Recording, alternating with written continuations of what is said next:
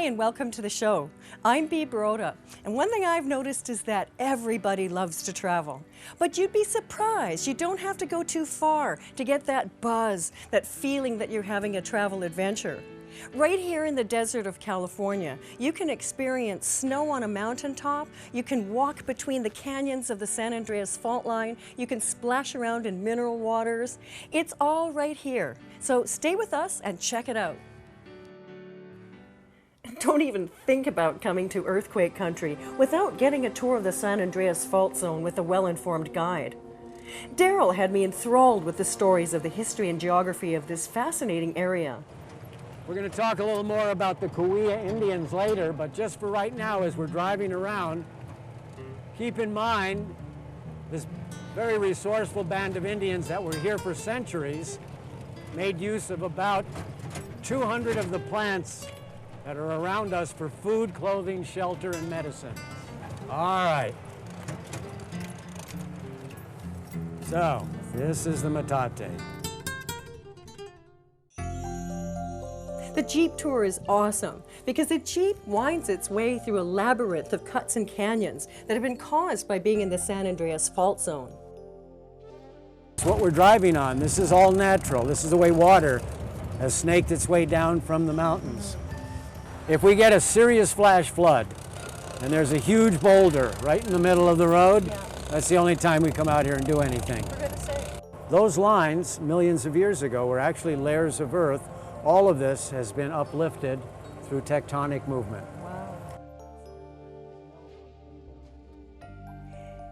If you can get past thinking that you're right on top of the San Andreas fault line and hear the remarkable stories of the area's history and geology, you're in for quite a treat.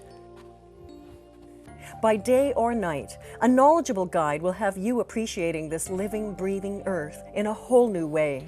Well, given how much it moves, it is stable.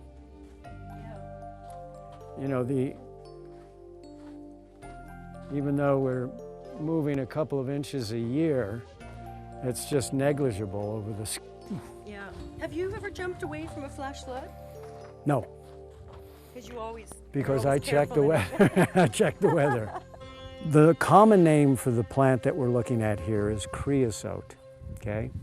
The reason it's called creosote is because of that smell that you just experienced, which is a similar smoky kind of acrid smell. Was tobacco-like. Scientifically, it's called Laurea tridentata, but this is a remarkable plant. The plant we're looking at is the most abundant shrub throughout the Colorado-Sonoran Desert. It grows in the Mojave Desert. It even occurs in the Middle East. They found a formation of this about 50 miles from here in the Mojave Desert, further discovered the root system stretched out over 25 miles.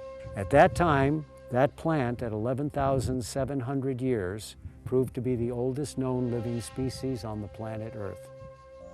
You get to experience the twisted and tortured landscape, walk between steep canyons, and all the result of millions of years of the colliding of tectonic plates. These palms are known as Washingtonia foliifera. This is foliifera. Foliifera is Latin for thread or thread-bearing. Okay, watch. This is really good. You want to try some? No? So what they did is they took this palm fiber and they twisted it. That's a technical term. This is called twisting. Okay? But it's not tortured, it's just twisted. It's not tortured, it's twisted, right. Now watch what happens. As this gets tighter and tighter, you see that? Oh, it kind of braids itself. So watch what happens. As I take this and twist it, you got rope. All of a sudden now, we have bowstring for our bow and arrow. Oh. Pretty cool? Wow. Joshua Tree National Park is a land shaped by strong winds, sudden torrents of rain, and climate extremes. With unpredictable and harsh conditions, this parched environment houses intricate living systems waiting for the opportune moment to reproduce. Joshua Tree National Park represents two different desert ecosystems in the California desert. You can come here and hike or ride, or even get involved with park ranger or volunteer programs. And that way you can learn how this landscape is actually teeming with life. The Desert Institute exists to help people learn about the fragile and intricate ecosystem, and Kevin Wong heads up that effort. If you notice, most of the boulders have got horizontal and vertical fracturing to them. Yes. There was a big plume of lava, magma, that was pushed up towards the surface, which caused the Earth's surface to kind of bend up, forming this huge mound. And these boulders were still underground. And it was one large clump of rock. And theoretically, over a period of time, when the climate was really wet, the water would percolate down past the strata of dirt on top and weather the rock formation underneath.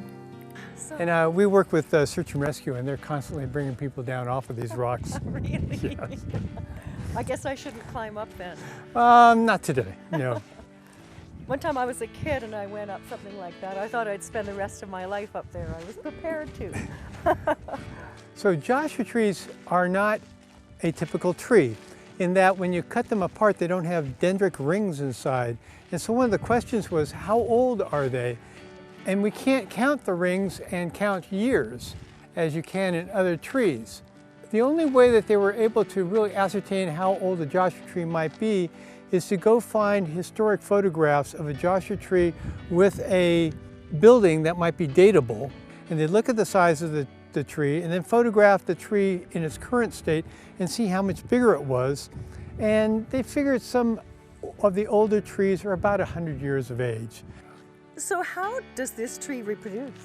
Well, like any tree or any plant, it will actually have blooms, and the blooms are totally dependent upon a good water year. There will be blooms up here on the very tops. Well, first it has to be pollinated, and the tree is only pollinated by a tiny little nondescript gray moth that flies around at night called the yucca moth. So if it's lucky and it gets pollinated, then the seeds will fall down into the dirt. On the other hand, these plants are very hardy, and they will actually create clones, just like the ones that are down here, which are miniatures of the primary tree coming off the same rhizomes. The root systems are very weak, they're very shallow in order to get water, so these trees are susceptible to being blown over by wind. Desert Hot Springs is all about the water, and that means basking in spas offering whatever you do to relax. I love hammocks. The environment is calming by design, and you can pamper yourself with any number of spa treatments, some which might seem quite unique, like the legendary mud bath where you soak in warm peat moss for 20 minutes. It actually smells like a strong medicinal tea. Apparently the body soaks up desirable minerals and your skin is left smooth and detoxified. The tub is also filled with a mineral-rich clay and, of course, the Desert Hot Springs waters. The night is young, my dear. You know, I think I have to lose a little bit of weight. Well, let's see what your weight is once we get you out of there. At the end of the day in Desert Hot Springs, you'll understand why the healing waters here are known worldwide.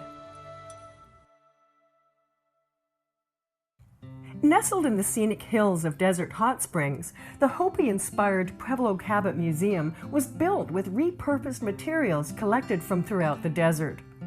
The man behind the Pueblo was Cabot Yerxa, an ambitious man who followed his heart as a visionary, artist, writer, builder, idealist, and entrepreneur.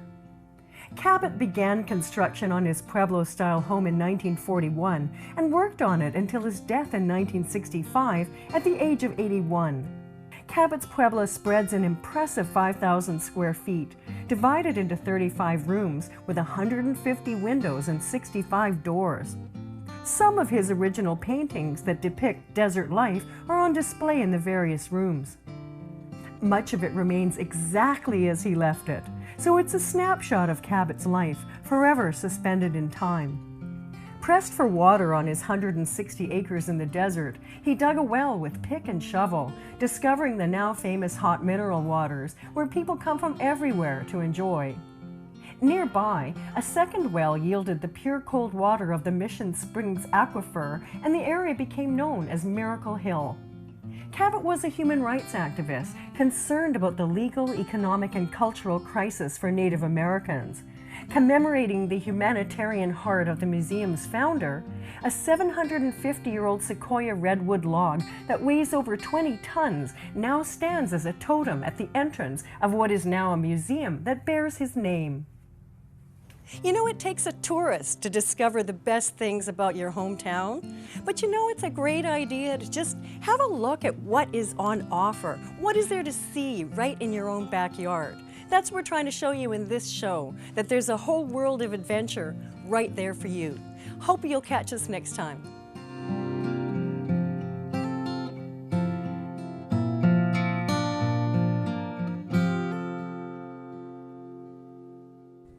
Seychelles is a popular set of islands in the Indian Ocean, most famous as a honeymoon destination. While you're there, think of jumping on the ferry for a day trip to visit a few of the 115 beautiful islands. Well, this is pretty interesting. It's called the Honesty Bar. It's where you can go and get a drink, and they hope that you'll pay for it if you've had a drink.